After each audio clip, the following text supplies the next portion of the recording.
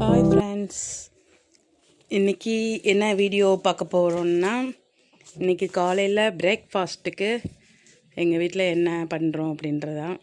இன்றைக்கி பிரேக்ஃபாஸ்ட் வந்து fruit salad பண்ணலான்ட்டு இருக்கோம். அதனால் கிரேப்ஸு, ஆப்பிள், ஆரஞ்ச், மாதுளை அதெல்லாம் சேர்த்து கட் பண்ணி ஃப்ரூட் சாலட்ஸ் பண்ண போகிறோம். முதல்ல ஃப்ரூட்ஸ் எல்லாம் எடுத்து நல்லா வாஷ் பண்ணிக்கலாம். அந்த வடிகட்டுறதில் வச்சு வாஷ் பண்ணிக்கலாம். வாஷ் பண்ணிவிட்டு நல்லா முதல்ல அதை வாஷ் பண்ணணும். மேலெல்லாம் அந்த தூசி இதெல்லாம் இருக்கும். அதனால் நல்லா வாஷ் பண்ணிவிட்டு அதுக்கப்புறம் ஒவ்வொன்றா எடுத்து கட் பண்ணி போடணும். இதில் வந்து கிரேப்ஸில் பார்த்திங்கன்னா திராட்சையில் என்னென்ன நன்மைகள்னால், சிறுநீரக கல்லுக்கு அது வந்து நல்லது. சிறுநீரக கல்லெலாம் அது வந்து நல்லா சாப்பிட்டா போயிடும். கல் இருந்து கஷ்டப்படுவாங்க. ஆஸ்மா பிரச்சனை இருக்கவங்க கூட அதை சாப்பிட்டா நல்லது. அது மாதிரி உடம்புக்கு வந்து ஆஸ்மா பிரச்சனை இருக்கவங்களுக்கும் நல்லது. இது ஆப்பிள் வந்து ஆப்பிளை பற்றி சொல்லணுன்னா, உலகத்திலே மக்கள் அதிகமாக சாப்பிடக்கூடிய ஒரு பழம்னு பார்த்தா ஆப்பிள் தானா.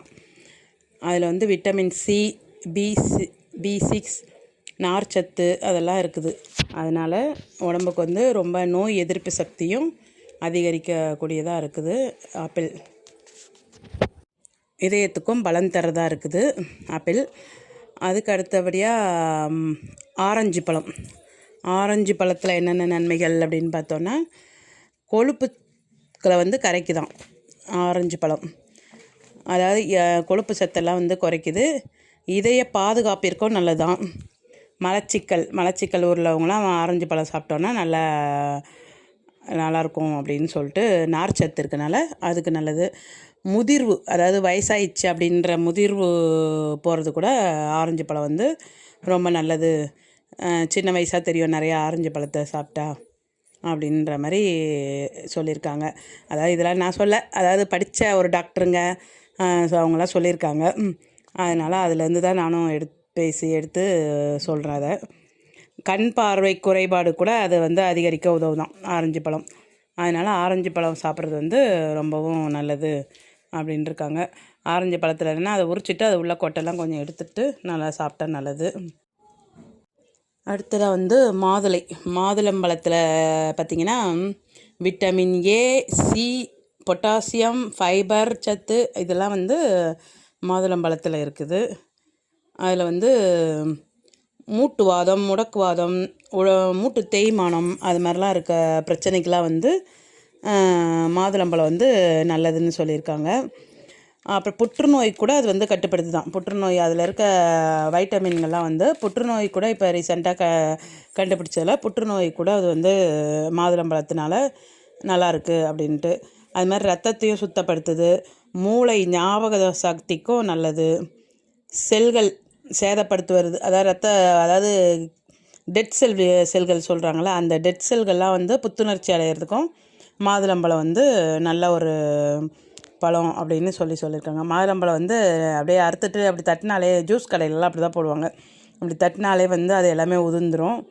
நல்லா உதிர்ந்தாலே அதை அப்படியே எடுத்து இதெல்லாம் பிச்சு போட்டால் அது வந்து லேட் ஆகும். இது மாதிரி பண்ணுறது கொஞ்சம் சீக்கிரமாக ஆகுன்றதுக்காக அந்த மாதிரி இப்படி பாருங்கள். இதுலேயுமே 1-2 தான் ஒட்டிக்கிட்டு இருக்குது. மீதி எல்லாமே கொஞ்சம் ஒரு 2 நிமிஷத்துலேயே பண்ணுற மாதிரி இருக்குது. பார்த்திங்களா, அந்த மாதிரி இருக்கும். அதனால் அப்படி தட்டி விட்டாலே தான் இருக்கும்.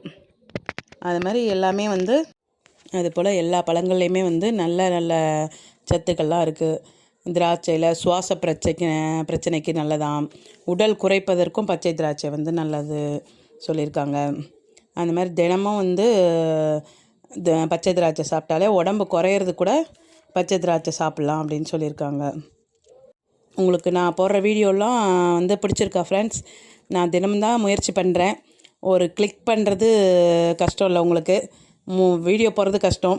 உங்களுக்கு ஒரு லைக் பண்ணுங்கள், சப்ஸ்கிரைப் பண்ணுங்கள், கமெண்ட் பண்ணுங்கள், எல்லாருமே சப்போர்ட் பண்ணுங்கள்.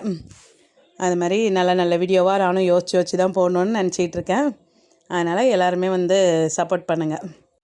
அதுபோல் எல்லா பழங்களுமே ஒவ்வொரு விட்டமின் இருக்குது. அதனால் எல்லா பழங்களும் இன்றைக்கி வந்து பிரேக்ஃபாஸ்ட் வந்து இதை தான் செய்யலான்ட்டு பசங்களுக்கு எனக்கோ எங்கள் ஹஸ்பண்டு காலையிலே வேலைக்கு போயிட்டார். அதனால் பசங்க வரைக்கும் தான் இருக்கிறோன்றனால நானும் பசங்களுக்கு மட்டும் இது பண்ணுறோம். இன்னும் ஆப்பிளெல்லாம் பார்த்திங்கன்னா இதயத்திற்கு நல்லது, எல்லாமே நோய் எதிர்ப்பு சக்தி, நார்ச்சத்து எல்லாமே இருக்குது. அதனால் எல்லா ஃப்ரூட்ஸாகவே சாப்பிட்டா நல்லது உடம்புக்கு அப்படின்றனால இன்றைக்கி காலையில் எல்லாருக்குமே வந்து பிரேக்ஃபாஸ்ட் வந்து ஃப்ரூட்ஸாக தான் கொடுத்துருக்கு. அதனால் நீங்கள் கூட எல்லாமே இந்த மாதிரி வேறு ஏதாவது இட்லி, டெய்லி இட்லி, தோசை அந்த மாதிரியே சாப்பிட்றோம். ஏதாவது டிஃபன் சாப்பிட்றதுக்கு இந்த மாதிரியும் அடிக்கடி எடுத்துக்கிட்டோன்னா உடம்புக்கு ஹெல்த்தியாகவும் இருக்கும், நோய் எதிர்ப்பு சக்தியும் இருக்கும். அது 2 பசங்களுக்கும் கொடுத்துட்டு மீதி இருக்கிறதையும் நானும் அதை எடுத்து எல்லாமே சாப்பிட்ணுன்ட்டு எடுத்து வச்சுருக்கு. நீங்களும் இதே மாதிரி சாப்பிட்டு நல்லா ஹெல்த்தியாக இருங்க ஃப்ரெண்ட்ஸ். நல்லா சந்தோஷமாக இருங்க, நல்லா சாப்பிடுங்க, நல்லா சத்துள்ள உணவாக சாப்பிடுங்க. எல்லாமே வந்து இப்போ எல்லாமே ஹைஜீனிக்காகவும் ரொம்பவும் இந்த மைதா மாவுலையாக நிறைய செய்கிறது தான் இப்போ இருக்குது. அதெல்லாம் தவிர்த்துட்டு இந்த மாதிரி பச்சை காய்கறிகள், பழங்கள் அந்த மாதிரியே சாப்பிட்டா உடம்புக்கு ரொம்ப நல்லது. அதனால் நானும் குடும்பமான வரைக்கும் இது மாதிரி தான் சாப்பிடணும்னு நினைப்போம். ஆனால் எப்படினாலும் ஏதாவது டிஃபன் செய்யணும், சாப்பாடு செய்யணும் அப்படின்னால இருக்கும். ஓகே ஃப்ரெண்ட்ஸ், இந்த வீடியோ இருந்தால் பிடிச்சிருந்தா சப்ஸ்கிரைப் பண்ணுங்கள், லைக் பண்ணுங்கள். Okay, bye sir.